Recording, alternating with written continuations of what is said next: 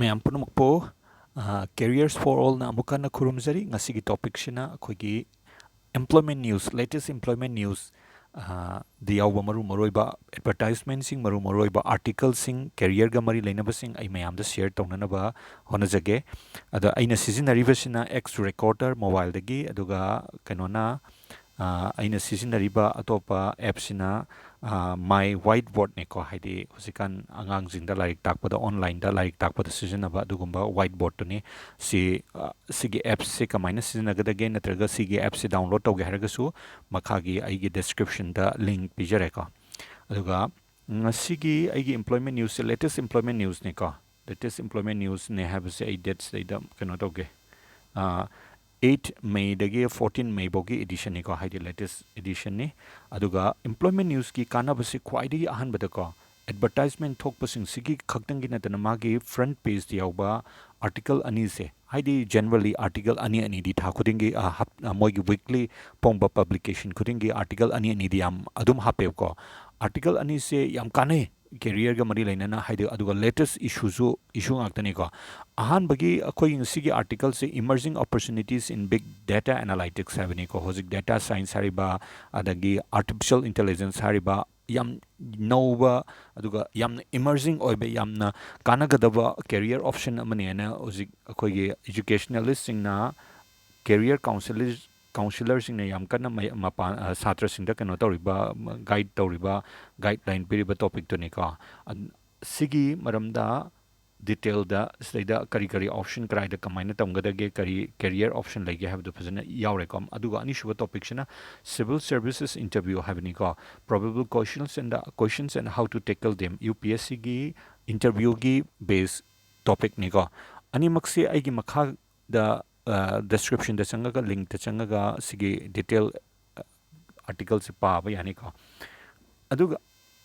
next page ta muksa ka next page da su ngasai gi ahan bagi page 1 do gi continuation ni adudana ai yam in detail da mu hana repeat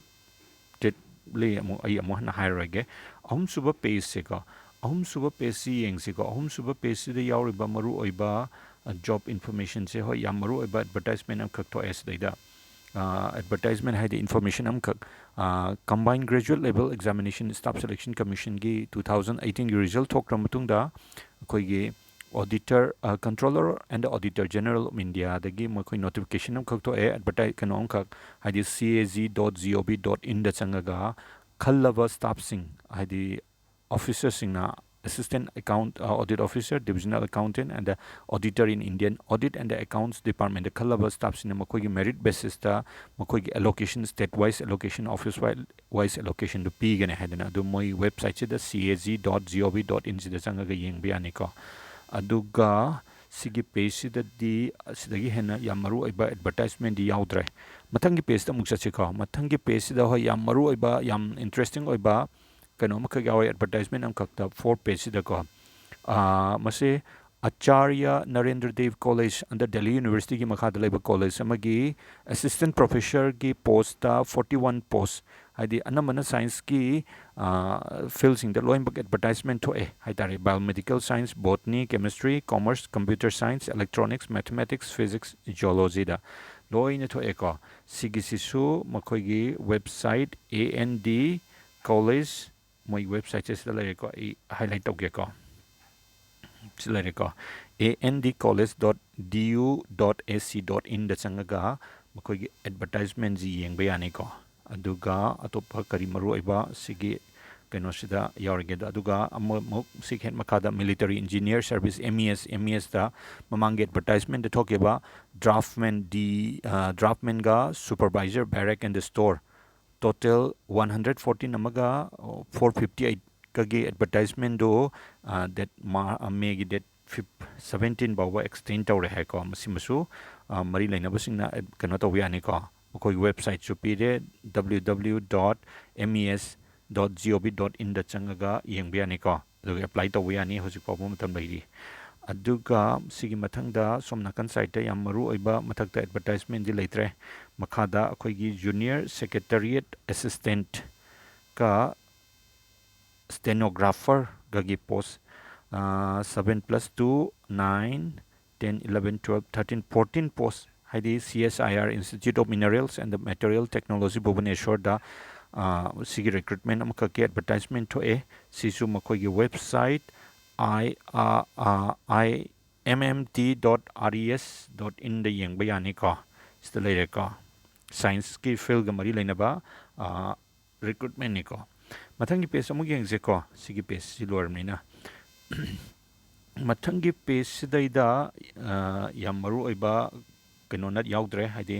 ꯀꯣꯔꯁꯀꯨꯝꯕꯒꯤ ꯅꯦꯂꯤꯠꯀꯤ ꯀꯣꯔꯁꯀꯤ advertisement ꯑꯃꯈꯛ ꯊꯣꯛꯄꯒ skill development of youths ꯁꯤꯒꯤ ꯑꯦꯗꯚꯔꯇꯥꯏꯖꯃꯦꯟꯁꯤꯒ ꯑꯗꯨꯒ national institute of social defence ꯁꯤꯗꯩꯗ ꯃꯈꯣꯏꯒꯤ 1 year post graduate in diploma in integrated geriatric care ꯁꯤꯒꯤ ꯀꯣꯔꯁꯁꯤ ꯇꯝꯕꯒꯤ ꯑꯦꯗꯚꯔꯇꯥꯏꯖꯃꯦꯟꯁꯤ ꯅꯠꯇꯅ ꯌꯥꯝ ꯃꯔꯨ ꯑꯣꯏꯕ ꯑꯇꯩ ꯑꯦꯗꯚꯔꯇꯥꯏꯖꯃꯦꯟꯗꯤ ꯌꯥꯎꯗ꯭ꯔꯦꯀꯣ ꯑꯗꯨꯒ ꯁꯤꯗꯩꯗ ꯏꯟꯗꯤꯌꯟ ꯃꯦꯔꯤꯇꯥꯏꯝ ꯌꯨꯅꯤꯚꯔꯁꯤꯇꯤ ꯆꯦꯟꯅꯩꯗ ꯂꯩꯕ ꯕꯦꯖ ꯇꯧꯕꯁꯦ ꯁꯤꯒꯤ ꯃꯈꯣꯏꯒꯤ ꯀꯩꯅꯣ ꯑꯃꯁꯨ ꯊꯣꯛꯑꯦ ꯍꯥꯏꯗꯤ ꯀꯦꯝꯄꯁ ꯗꯥꯏꯔꯦꯛꯇꯔ ꯑꯅꯤꯈꯛ ꯔꯤꯀ꯭ꯔꯨꯠ ꯇꯧꯕꯒꯤ ꯃꯁꯤ ꯑꯦꯀꯥꯗꯃꯤꯛ ꯂꯥꯏꯟꯒꯤꯅꯤ ꯍꯥꯏꯇꯥꯔꯦꯀꯣ ꯑꯗꯨꯒ ꯃꯊꯪꯒꯤ ꯄꯦꯖꯇ ꯑꯃꯨꯛ ꯆꯠꯁꯦꯀꯣ ꯃꯊꯪꯒꯤ ꯄꯦꯖꯁꯤꯗꯅ ꯀꯔꯤ ꯌꯥꯎꯔꯤꯒꯦꯗ ꯃꯊꯪꯒꯤ ꯄꯦꯖꯇ ꯌꯥꯎꯔꯤꯕꯁꯦ ꯑꯩꯈꯣꯏꯒꯤ junior associate customer support and the sales state bank of ꯏꯟꯗꯤꯌꯥꯗ ꯃꯈꯣꯏꯒꯤ ꯔꯤꯀ꯭ꯔꯨꯠꯃꯦꯟ ꯇꯧꯕꯒꯤꯅꯤꯀꯣ ꯑꯔꯥꯎꯟ 5,121 ꯏꯟꯀ꯭ꯂꯨꯗꯤꯡ ꯕꯦꯛꯂꯣꯛ ꯚꯦꯀꯦꯟꯁꯤꯁ ꯌꯥꯎꯔꯒ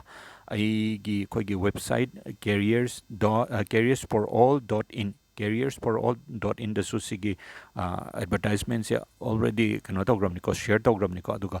ꯃꯈꯥꯒꯤ ꯗꯦꯁꯀ꯭ꯔꯤꯞꯁꯟ ꯂꯤꯡꯛꯇꯁꯨ ꯄꯤꯔꯦꯀꯣ ꯂꯤꯡꯛꯇꯣ ꯑꯗꯨꯗꯩꯗ ꯆꯪꯉꯒ ꯑꯦꯄ꯭ꯂꯥꯏ ꯇꯧꯕꯁꯨ ꯌꯥꯅꯤ ꯑꯗꯨꯒ ꯀꯩꯅꯣ ꯇꯧꯕꯁꯨ ꯌꯥꯅꯤꯀꯣ ꯃꯁꯤꯒꯤ ꯂꯥꯁ ꯗꯦꯠꯁꯦ ꯃꯈꯣꯏꯒꯤꯁꯦ ꯁꯤꯗꯁꯨ ꯑꯃꯨꯛꯀ ꯍꯟꯅ ꯄꯤꯔꯦ ꯑꯩ ꯍꯥꯏꯂꯥꯏꯠ ꯇꯧꯒꯦꯀꯣ ꯍꯥꯏꯗꯤ 17 May ꯐꯥꯎꯕꯅꯤꯀꯣ ꯃꯇꯝ ꯂꯩꯔꯤ ꯍꯧꯖꯤꯛ ꯐꯥꯎꯕ ꯑꯗꯨꯝ ꯑꯦꯄ꯭ꯂꯥꯏ ꯇꯧꯕ ꯌꯥꯅꯤꯀꯣ ꯁꯤꯒꯤ ꯑꯦꯗꯚꯔꯇꯥꯏꯖꯃꯦꯟꯒꯤ ꯗꯤꯇꯦꯜ ꯏꯟꯐꯣꯔꯃꯦꯁꯟ ꯁꯤꯗꯩꯗ ꯃꯈꯣꯏꯅ ꯄꯤꯔꯦ ꯅꯦꯛꯁ ꯄꯦꯖꯇ ꯑꯃꯨꯛ ꯌꯦꯡꯁꯤꯀꯣ ꯅꯦꯛꯁ ꯄꯦꯖꯇꯁꯨ ꯁꯦꯝ ꯍꯧꯖꯤꯛꯀꯤ ꯁ꯭ꯇꯦꯠ ꯕꯦꯡꯛ ꯑꯣꯐ ꯏꯟꯗꯤꯌꯥꯒꯤ ꯖꯨꯅꯤꯌꯔ ꯑꯦꯁꯣꯁꯤꯌꯦꯠꯀꯤ ꯃꯥꯒꯤ ꯅꯣꯇꯤꯐꯤꯀꯦꯁꯟꯗꯨꯒꯤ ꯀꯟꯇꯤꯅ꯭ꯌꯨꯋꯦꯁꯟꯅꯤꯀꯣ ꯁꯤꯁꯨ ꯑꯗꯨꯝ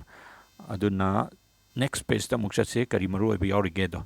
ꯃꯁꯤꯗꯩꯗ ꯅꯦꯛꯁ ꯄꯦꯖꯁꯤꯗ ꯑꯗꯨꯛ ꯌꯥꯝꯅ ꯃꯔꯨ ꯑꯣꯏꯕꯗꯤ ꯌꯥꯎꯗ꯭ꯔꯦ ꯑꯇꯩꯗꯤ ꯑꯗꯨꯒ ꯁꯤꯗꯩꯗ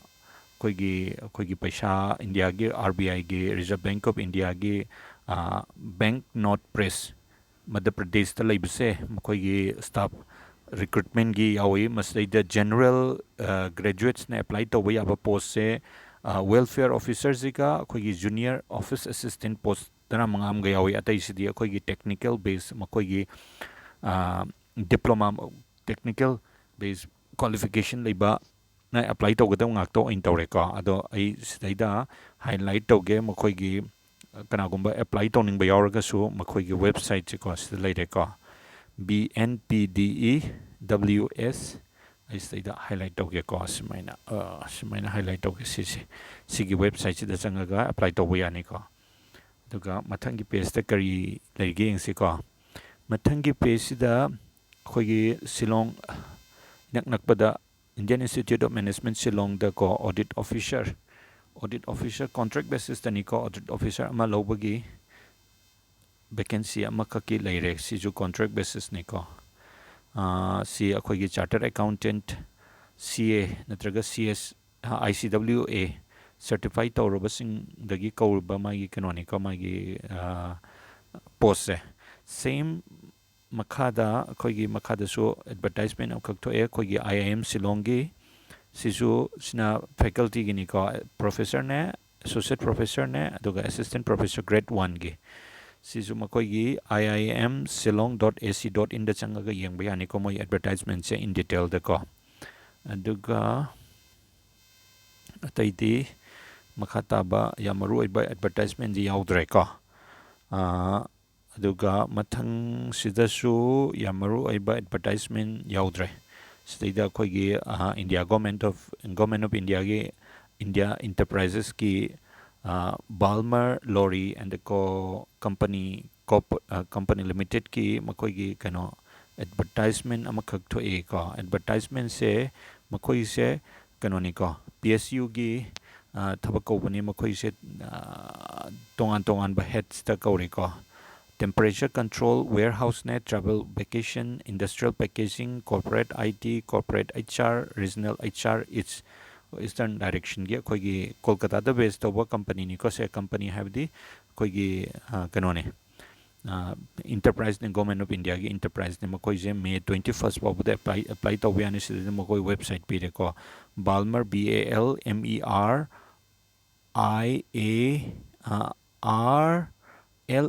BALMERIARLAWRIE.com ꯁꯤꯗꯩꯗ ꯑꯦꯄ꯭ꯂꯥꯏ ꯇꯧ ꯑꯩ ꯍꯥꯏꯂꯥꯏꯠ ꯇꯧꯒꯦꯀꯣ ꯁꯤꯗ ꯂꯩꯔꯦꯀꯣ ꯑꯗꯨꯒ ꯅꯦꯛꯁ ꯄꯦꯖꯇ ꯑꯃꯨꯛ ꯌꯦꯡꯁꯤꯀꯣ ꯅꯦꯛꯁ ꯄꯦꯖꯁꯤꯗ ꯑꯣꯀꯦ ꯃꯥꯒꯤ ꯍꯟꯗꯛꯀꯤ ꯏꯗꯤꯁꯟꯁꯤ ꯌꯥꯝꯅ ꯇꯦꯟꯕ ꯏꯗꯤꯁꯟꯅꯤꯀꯣ ꯑꯦꯝꯄ꯭ꯂꯣꯏꯃꯦꯟ ꯅ꯭ꯌꯨꯁꯀꯤ ꯃꯈꯣꯏꯒꯤ ꯊꯥ ꯈꯨꯗꯤꯡꯒꯤ ꯌꯥꯝ ꯐꯖꯕ ꯀꯩꯅꯣ ꯑꯃꯈꯛꯅ ꯑꯩꯈꯣꯏ collection of question papers multiple choice type question ꯃꯈꯣꯏꯅ ꯗ꯭ꯔꯥꯐ ꯇꯧꯔꯒ ꯅꯠꯇ꯭ꯔꯒ ꯍꯧꯈ꯭ꯔꯤꯕ ꯑꯦꯛꯖꯥꯃꯤꯅꯦꯁꯟꯁꯤꯡꯒꯤ ꯄꯦꯄꯔꯁꯤꯡꯗꯨ ꯃꯣꯏ ꯄꯨꯊꯣꯛꯑꯒ ꯗꯤꯁꯀꯁ ꯇꯧꯕ ꯍꯥꯏꯇꯥꯔꯦ ꯑꯗꯨꯒ ꯀ꯭ꯋꯦꯁꯟ ꯑꯟꯁꯔ ꯄꯤꯕ ꯍꯥꯏꯇꯥꯔꯦ ꯉꯁꯤꯒꯤ ꯏꯗꯤꯁꯟꯁꯤꯗ ꯃꯣꯏ ꯌꯥꯎꯔꯤꯁꯤꯅ ꯁꯤꯚꯤꯜ ꯁꯔꯚꯤꯁ ꯑꯦꯛꯖꯥꯃꯤꯅꯦꯁꯟ 2018ꯒꯤ ꯄ꯭ꯔꯤꯂꯤꯝꯁꯀꯤ ꯖꯦꯅꯔꯦꯜ ꯁ꯭ꯇꯗꯤꯁꯀꯤ ꯄꯦꯄꯔꯅꯤꯀꯣ ꯃꯣꯏꯅ ꯁꯤꯗ ꯄꯤꯔꯤꯕ ꯀ꯭ꯋꯦꯁꯟꯁꯦ ꯑꯗꯨ ꯁꯤꯒꯤ ꯑꯟꯁꯔꯁꯤꯅ ꯅꯦꯛꯁ ꯏꯗꯤꯁꯟꯒꯤ ꯀꯩꯅꯣꯗ ꯌꯥꯎꯔꯛꯀꯗꯕꯀꯣ ꯑꯗꯨꯒ ꯑꯣꯀꯦ ꯁꯨꯃꯥꯏꯅ ꯇꯧꯔꯒ ꯉꯁꯤꯒꯤꯗꯤ ꯁꯤꯁꯤꯡꯁꯤꯅ ꯃꯔꯨꯑꯣꯏꯕ ꯑꯩꯈꯣꯏꯒꯤ ꯑꯦꯝꯄ꯭ꯂꯣꯏꯃꯦꯟ ꯅ꯭ꯌꯨꯁꯀꯤ ꯏꯟꯐꯣꯔꯃꯦꯁꯟꯅꯤ ꯍꯥꯏꯇꯥꯔꯦꯀꯣ ꯑꯗꯨꯅ ꯃꯈꯥ ꯇꯥꯕ ꯑꯦꯅꯤ ꯗꯤꯇꯦꯜ ꯏꯟꯐꯣꯔꯃꯦꯁꯟ ꯌꯦꯡꯅꯤꯡꯉꯒꯗꯤ ꯑꯦꯗꯚꯔꯇꯥꯏꯖꯃꯦꯟ ꯅꯠꯇ꯭ꯔꯒ ꯑꯦꯅꯤ ꯑꯦꯄ꯭ꯂꯥꯏ ꯇꯧꯕꯒꯤ ꯀꯩꯅꯣ ꯂꯩꯔꯒꯗꯤ ꯃꯈꯥꯒꯤ ꯗꯦꯁꯀ꯭ꯔꯤꯞꯁꯟꯗ ꯆꯪꯉꯒ ꯂꯤꯡꯛꯇ ꯆꯪꯉꯒ ꯉꯁꯥꯏꯒꯤ ꯑꯥꯔꯇꯤꯀꯜꯁꯤꯡꯁꯤꯁꯨ ꯄꯥꯕ ꯌꯥꯅꯤ ꯑꯗꯨꯒ ꯑꯦꯗꯚꯔꯇꯥꯏꯖꯃꯦꯟ SBIꯒꯤ ꯑꯦꯗꯚꯔꯇꯥꯏꯖꯃꯦꯟꯅꯆꯤꯡꯕꯗꯨꯁꯨ ꯑꯦꯄ꯭ꯂꯥꯏ ꯇꯧꯕ ꯌꯥꯅꯤ thank you four watching our video.